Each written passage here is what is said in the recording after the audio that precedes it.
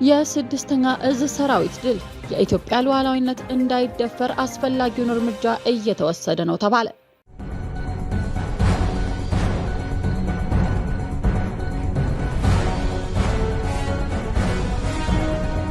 ጤና ይስጥልኝ ክቡራንና ክቡራት የዩቲዩብ ቻናል ቤተሰቦቻችን፣ የሰዓቱን አጫጭር የሀገር ውስጥና የውጭ ዜናዎች ይዤላችሁ መጥቻለሁ።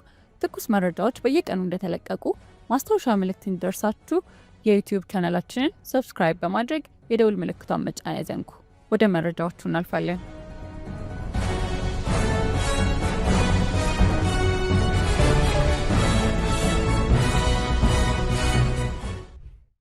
በኦሮሚያ ክልል 22 የአመራር አካላት በሙስና ወንጀል በእስራትና በገንዘብ ቅጣት ተቀጡ። በኦሮሚያ ክልል ሰሜን ሸዋ ዞን በተለያዩ የአመራር እርከን ላይ ተቀምጠው የሴክተር መስሪያ ቤቶችን ሲመሩ የነበሩ 22 ግለሰቦች በሙስና ወንጀል ተከሰው በእስራትና በገንዘብ መቀጮ እንዲቀጡ መወሰኑን ፖሊስ አስታውቋል። የሰሜን ሸዋ ዞን ፖሊስ ዋና መምሪያ የወንጀል ምርመራ ክፍል ኃላፊ ኮማንደር ታደሰ አመኑ እንደተናገሩት በወረጃ አርሶ ወረዳ ቀኔ ጎሃ ከተማ ውስጥ በእነዚህ ግለሰቦች በአመራርና በተለያዩ የሴክተር መስሪያ ቤቶች ሲመሩ የጨረታ ማስታወቂያና ስምምነት ሳያደርጉ እንዲሁም የፋይናንስ አሰራርን ባልተከተለ መንገድ ለጸጥታ አካላት ቀለብ የሚውል ገንዘብ ከመንግስት ካዝና ወጪ በማድረግ ለግል ጥቅማቸውና ለሌሎች ሰዎች እንዲውል ማድረጋቸው በማስረጃ ተረጋግጧል። ተከሳሾቹ ከ2014 ዓ.ም ጀምሮ ባላቸው የአመራር ስልጣን 551735 ብር የፋይናንስ መመሪያን ባልተከተለ መንገድ በመውጣት አቶ ፍቅሬ አሰፋ ለተባለ የሆቴል ባለቤት እንዲከፈል በማድረግ ለግል ጥቅማቸው መዋላቸው ተጠቅሷል። ከ1 እስከ 18 ያሉት ተከሳሾች የወረዳውን አስተዳደር ጨምሮ በተለያየ ስልጣን እርከን ላይ ሆነው የተለያዩ የሴክተር መስሪያ ቤቶችን ሲመሩ የነበሩ ናቸው። እነዚህ የአመራር አካላት በህጋዊ መንገድ ለጸጥታ አካላት የተመደበው ብር ስራ ላይ ከዋለ በኋላ ያደረዳ በማለት ገንዘቡን ከመንግስት ካዝና በማውጣት ለግል ጥቅማቸው ለማዋል የሞከሩበት መንገድ በኦዲትና በተለያዩ የምርመራ ማስረጃዎች ተረጋግጧል። በሆቴል ባለቤቱ ጋር ባላቸው የጥቅም ግንኙነት የመንግስት ገንዘብ እንዲመዘበር በማድረጋቸው በፖሊስና በአቃቤ ሕግ ምርመራ ተጣርቶ በአዋጅ 881/2007 የሙስና ወንጀል ለመከላከል በተደነገገው መሰረት ክስ ተመስርቶባቸዋል። ክሱን ሲከታተል የቆየው የሰሜን ሸዋ ዞን ከፍተኛ ፍርድ ቤት የሙስና ወንጀለኞች ችሎት በቅርቡ በሰጠው ውሳኔ ተከሳሾቹ ከ6 ወር ቀላል እስራት እስከ 4 ዓመት ከ7 ወር እስራትና ከ2000 እስከ 3000 ብር መቀጮ እንዲቀጡ ተወስኗል። በጋሞ ዞን ፍርድ ቤት በግድያ ወንጀል የተከሰሰ ግለሰብ የሞት ፍርድ ተፈረደበት። አስደንጋጭ በሆነ ሁኔታ የ10 ዓመት ታዳጊን አግቶ በማስለቀቂያ ገንዘብ ከተቀበለ በኋላ ህፃኑን በመግደል በሽንት ቤት ውስጥ ጥሎ ለመሰወር ሲሞክር ተይዞ የነበረው ተከሳሽ በጋሞ ዞን ከፍተኛ ፍርድ ቤት በሞት እንዲቀጣ ተወሰነ።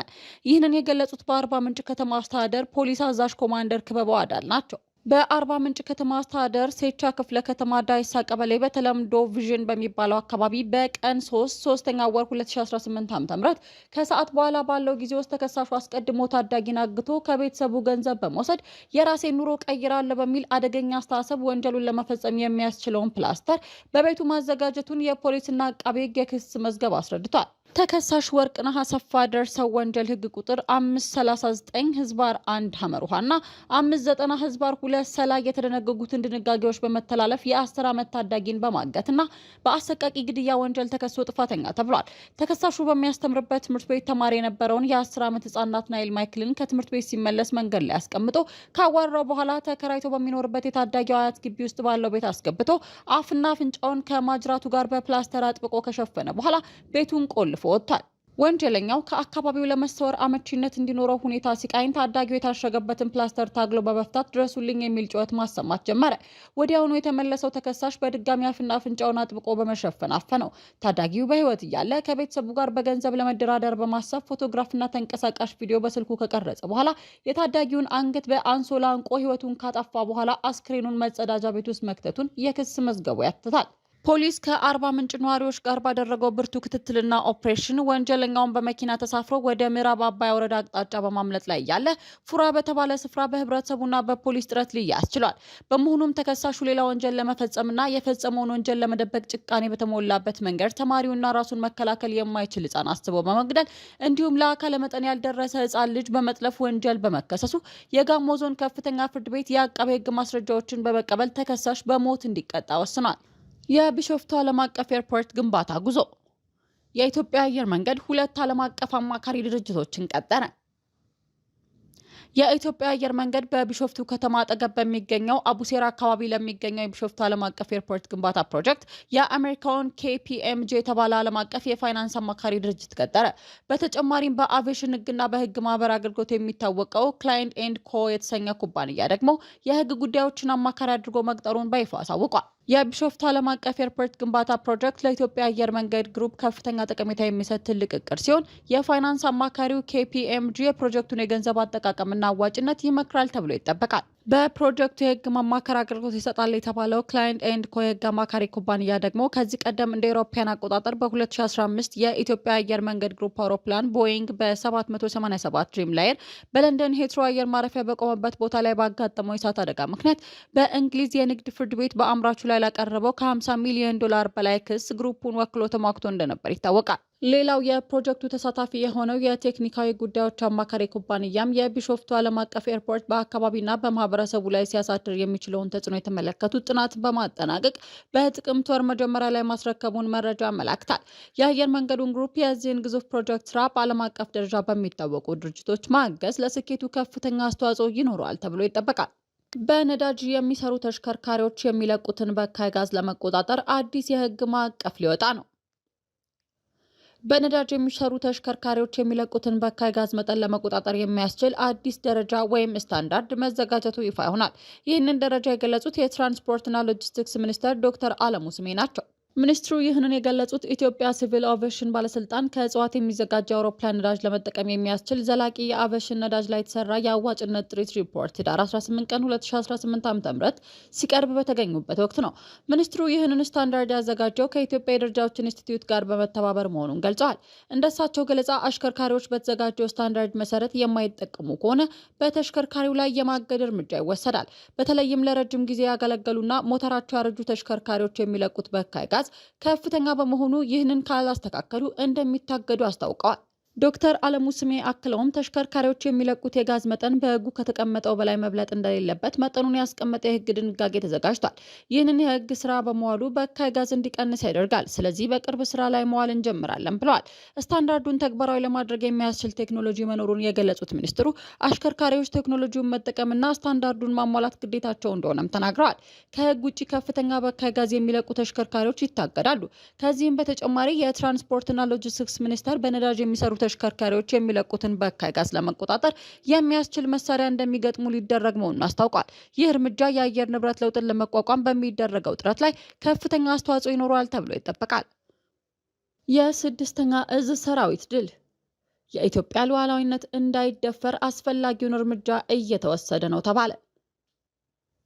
የኢትዮጵያ ልማትና እድገት የማይመቻችላቸው ጠላቶች ሰላምን ለማናጋት በተለያየ አጋጣሚ ተንኮሳ ለመፈጸም ቢጥሩም በሰራዊቱ ጀግንነት ፍላጎታቸው እየመከነና አስፈላጊውን እርምጃ እየተወሰደባቸው እንደሚገኝ ተገለጸ።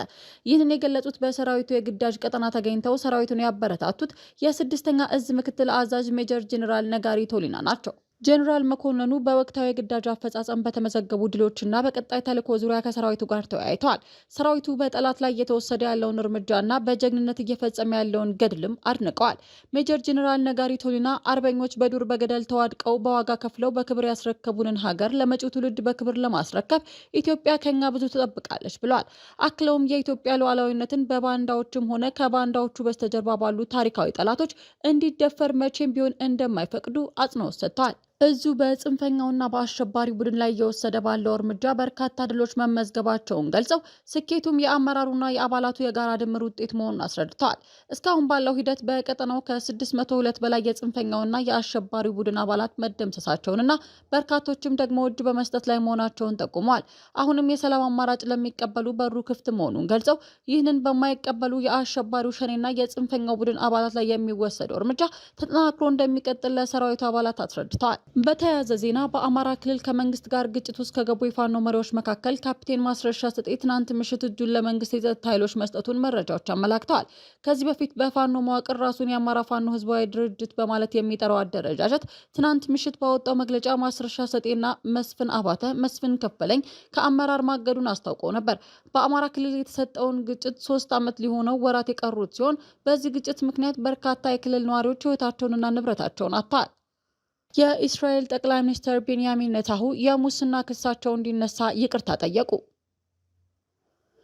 የእስራኤል ጠቅላይ ሚኒስትር ቤንያሚን ኔታንያሁ በሙስና ክስ የተመሰረተባቸው ጉዳይ አስመልክቶ ይቅርታ እንዲደረግላቸው ለፕሬዝዳንት ይስሐቅ ሄርዞግ ጥያቄ ማቅረባቸው ተዘገበ።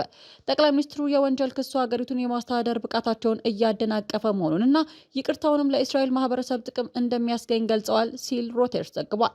በእስራኤል ታሪክ ረጅም ጊዜ ያገለግሉት ጠቅላይ ሚኒስትር ኔታንያሁ ከዚህ ቀደም ጉቦ ማጭበርበርና እምነትን ማፍረስ የሚሉ ከባድ ክሶች ቢቀርቡባቸውም እሳቸው ግን ክሱን ሲያስተባብሉ መቆየታቸው ይታወቃል።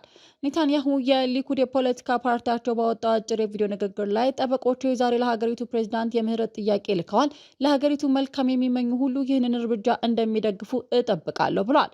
የይቅርታ ጥያቄ ሁሉ የሀገሪቱ ከምትገኝበት የፖለቲካ ውጥረት አንጻር ከፍተኛ ትኩረት የሚሰጠው ይሆናል።